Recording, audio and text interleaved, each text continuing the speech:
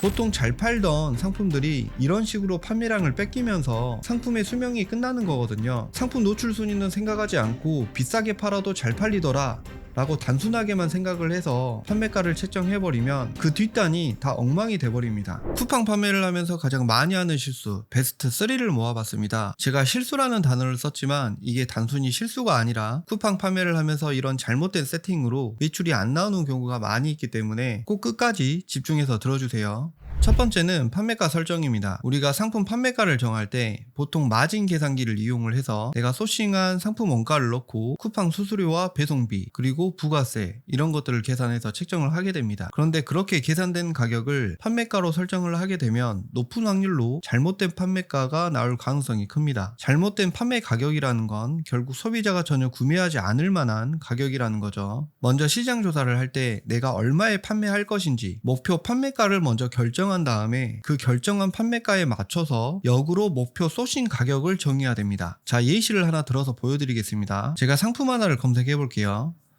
텀블러를 검색해 보겠습니다. 쿠팡 랭킹 순으로 이런 상품들이 보이고요.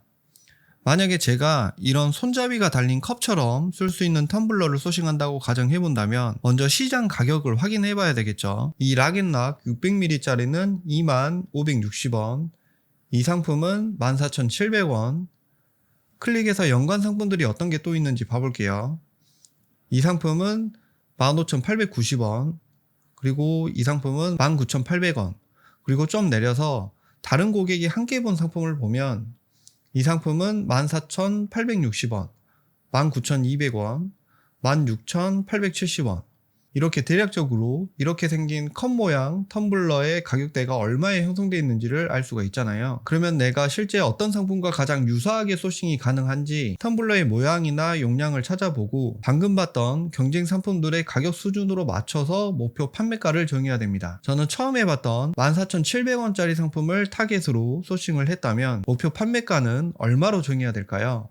이 상품의 가치를 막 부여를 해서 18,700원 이렇게 책정해도 될까요? 아니면 이 상품은 예를 들면 얼음이 4시간 정도 지속된다고 하는데 제가 소싱한 상품은 6시간 지속되는 텀블러니까 19,800원 이렇게 책정해도 될까요? 이 컵 모양 텀블러를 실제 구매하려고 하는 사람의 입장에서 생각을 해보자고요. 비슷한 모양의 상품이 나란히 노출되고 있다고 생각한다면 여러분이라면 후기가 941개에 14,700원짜리 상품을 사실래요? 아니면 후기가 한 50개 정도 되는 19,800원짜리 상품을 사실 건가요? 뭐 사람마다 다르긴 하겠지만 관여도가 그렇게 높지 않은 상품이라면 당연히 가격도 더 저렴하고 후기가 많은 상품을 구매하겠죠. 그러면 다시 예시를 들어볼게요. 후기가 50개 정도 되는 19,800원짜리 상품이 아니라 똑같은 후기 개수에 13,800원짜리 상품이면 어떨까요? 14,700원짜리 상품 옆에 거의 비슷한 상품이 후기는 상대적으로 적지만 13,800원짜리 상품이 있으면 일단은 클릭이라도 받을 수가 있겠죠. 어떻게 해서든 소비자가 클릭을 해서 상세 페이지까지 들어오게 만들면 14,700원짜리 상품만큼이나 좋은 상품이라는 것을 어필할 수가 있고 크게 상품성이 뒤지지가 않는다면 아까 19,800원일 때보다 훨씬 많은 구매를 가져올 수가 있는 겁니다. 그렇게 판매 초반에는 가격을 조금이라도 경쟁력 있게 세팅을 하고 나름 노출 순위가 안정적으로 고정이 되고 상품 후기가 많아지면 그때는 주변 상품들과 비슷한 가격대로 올리면 되겠죠. 간혹 똑같은 상품인데 더 비싼 상품이 더 잘 팔리는 경우가 있다. 무조건 가격이 저렴할 필요는 없다. 왜 무조건 싸게 팔라는 것이냐 라고 생각하는 분들이 계시는데 그건 가격을 떠나서 상품 노출 순위랑 관련이 있습니다. 똑같은 상품을 어떤 판매자는 15,000원에 판매 중인데 그 상품이 1페이지 5등에 노출되고 있고 동일한 상품이 판매가 8,000원에 3페이지에 노출되고 있어도 15,000원짜리 상품이 더 잘 팔릴 겁니다. 당연히 노출 순위가 높으니까요. 근데 3페이지에 있던 8,000원짜리 상품이 1페이지 8등으로 노출 순위가 올라오게 되면 자연스럽게 15,000원짜리 상품의 판매량은 줄어들 수밖에 없습니다. 보통 잘 팔던 상품들이 이런 식으로 판매량을 뺏기면서 상품의 수명이 끝나는 거거든요. 상품 노출 순위는 생각하지 않고 비싸게 팔아도 잘 팔리더라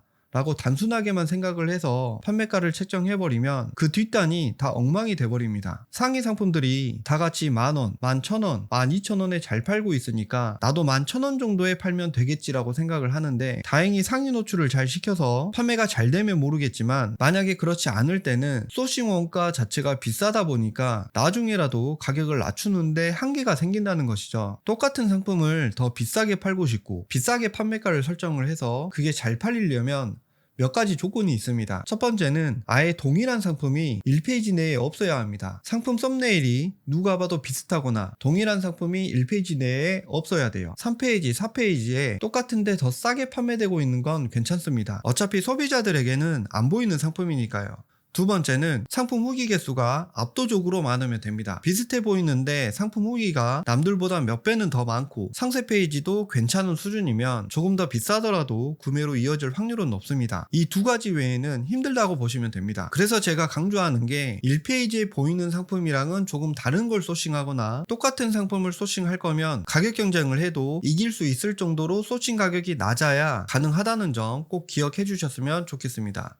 쿠팡 초보 셀러들이 많이 하는 실수 두 번째는 상품 소싱입니다. 상품 소싱이야 정확하게 정답은 없지만 오늘 제가 말씀드리고 싶은 거는 조금 다른 부분입니다. 우리가 특정 상품을 소싱해야 되겠다고 결정을 하게 되면 그 다음에 하게 되는 건 쿠팡 시장 조사입니다. 쿠팡에서 시장 조사를 하기 위해서 대표 키워드로 상품을 검색을 하다 보면 상위에 랭크되어 있는 상품을 보게 되는데, 직접 그런 상품들을 구매해 본다거나 그 상품의 포토 후기를 보고 품질이 어떤 수준이고 소비자들이 어떤 점을 마음에 들어하고 또 어떤 점을 마음에 안 들어하는지를 볼 수가 있습니다. 그러면서 자연스럽게 상품 소싱의 기준이 이렇게 상위에 랭크되어 있는 상품들을 제치고 이기려면 이 상위 상품들보다 품질적으로 무조건 더 좋은 상품을 찾아야 되겠다라는 생각으로 이어지게 됩니다. 여기서부터가 잘못된 길로 빠져드는 거예요. 물론 기존 상품보다 더 좋은 상품을 판매하는 건 당연히 상품을 판매하는 셀러로서 추구해야 되는 방향이긴 하지만 우리가 잊어서는 안 되는 건 바로 가격입니다. 기존 상품 대비 안 좋은 점을 개선하고 업그레이드가 된 상품은 소비자들의 선택을 더 많이 받을 수가 있습니다. 그런데 이렇게 개선된 상품들은 당연히 상품 제조 원가가 올라갑니다. 제조 원가가 올라가면 우리는 경쟁 상품 대비 비싼 가격으로 소싱할 수밖에 없고, 소싱 원가가 올라가면 판매가도 자연스럽게 올라갈 수밖에 없겠죠. 개선되고 좋아진 부분이 썸네일에 표현이 되면 그나마 다행인데, 썸네일 사진상으로는 그 좋아진 부분이 표현이 안 되면 소비자들이 봤을 때는 그저 비싼 가격의 상품으로밖에 안 보인다는 거죠. 물론 상세 페이지까지 들어와서 어떤 부분이 개선됐고 좋아졌다 라고 설득하는 과정이 있지만 그건 일단 클릭을 받아서 상세 페이지를 보고 나서 알 수가 있는 거잖아요. 클릭조차 못 받으면 아무 소용이 없는 거죠. 소비자들이 특정 상품을 구매하려고 검색을 했는데 후기가 수천 개 있는 상위 상품들보다 더 비싸기만 하고 썸네일 사진으로 표현이 안 되는 좋은 상품을 알아줄 리가 없잖아요. 그렇기 때문에 무조건 상위 상품들보다 더 좋은 상품을 소싱하려고 하지 마시고 소싱의 기준을 상위 상품들 수준만 맞추면 된다는 거죠. 저관여 상품일 때 특히 더 해당되는 얘기입니다. 정리를 하자면 관여도가 낮은 상품은 상위 상품들보다 무조건 더 좋은 상품을 소싱하는 것이 아니라 상품의 수준은 상위 상품들 수준으로만 맞추고 소싱 원가를 낮추는데 더 노력을 해야 된다는 뜻입니다.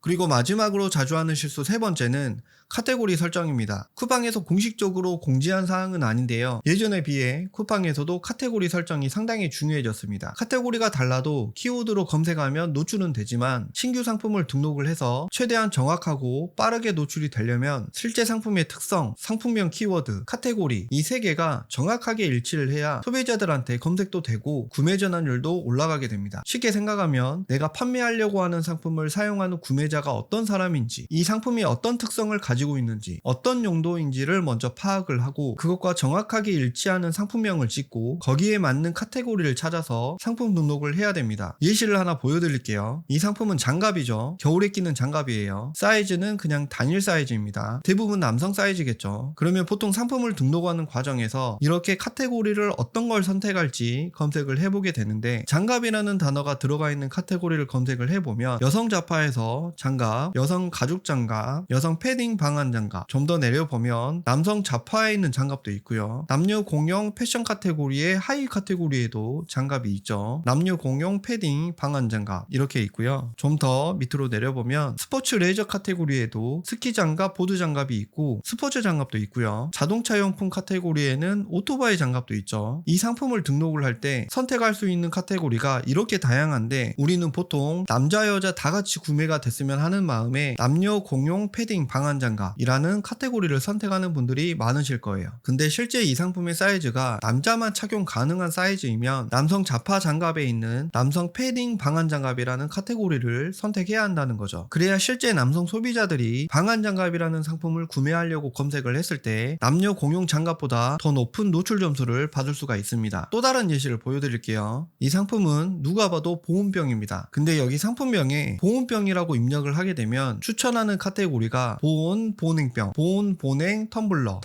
콜드컵 이렇게 3개가 나오는데 어느 소비자가 봐도 보온병 상품이고 보온병이라는 키워드를 상품명에 작성을 해서 판매하는 게 맞잖아요. 근데 지금 겨울이니까 보온, 보냉병이라는 카테고리를 쓰는 게 당연한 거겠지만 봄, 여름에 이런 상품을 등록하게 된다고 하면 보온, 보냉병보다는 여름에는 텀블러 상품이 수요가 더 많아지니까 아마 보온, 보냉, 텀블러 카테고리를 선택하는 실수를 하게 될 가능성이 높다는 거죠. 그렇게 되면 내 상품은 텀블러 키워드에 검색은 되겠지만 구매 전환율은 현저하게 낮아지게 될 거고 그에 따라서 노출 순위도 자연스럽게 떨어지게 될 겁니다. 보통 상품을 판매를 할 때 내 상품이랑 연관된 모든 키워드에 최대한 많이 노출이 돼서 많이 판매가 되고 싶어 하지만 내 상품의 특성과 용도에 맞춰서 정확하게 노출만 되더라도 충분히 괜찮은 판매가 일어나고 구매 전환율도 높아지기 때문에 그만큼 상위 노출에 더 도움이 된다는 점 꼭 기억해 주셨으면 좋겠습니다. 오늘 영상에서는 쿠팡 초보 셀러들이 자주 하는 실수 3가지를 정리해서 말씀드렸고요. 영상 내용 잘 메모해 놓으셨다가 상품 등록할 때나 상품 소싱할 때 도움 되셨으면 좋겠습니다. 오늘은 여기까지고요. 다음에도 도움되는 영상으로 찾아뵙겠습니다. 감사합니다.